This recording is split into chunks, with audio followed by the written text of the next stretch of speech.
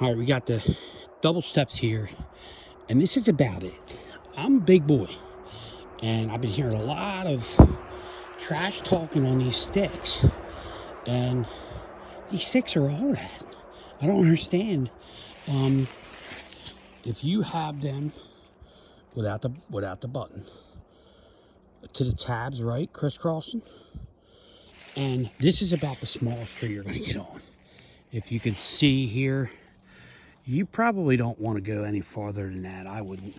I'm a big boy. I'm 270, 5'9", 5'10", and that there is about the smallest tree that I'll get my big ass in with these sticks. That is the only downfall with these sticks, honestly. To me, in my experience with these, using these for all year now, I got about a dozen hunts in with these.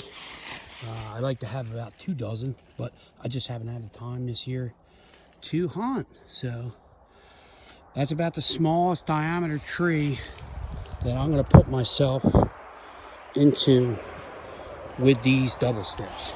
Now, a bee stick, a shicker, or any kind of stick with a bracket on the back, like a bat wing, you can get into this tree very easily, and even a smaller tree. But I don't know. Who the hell would want to get into a tree any smaller than this anyway, really? See, you get 15 foot in a tree like this, it's going to start bending over. So especially a guy like my size. So just keep that in mind when you're shopping this February, after the season, after this January or February, going to the AMA shows and all that crap and looking for new gear. These double steps are well worth their money. You know, I think they're 120 a piece right now, but they're the last stick that you'll probably ever buy. So just keep that in mind, guys, instead of bashing on Facebook and all that crap. So just a little video, man.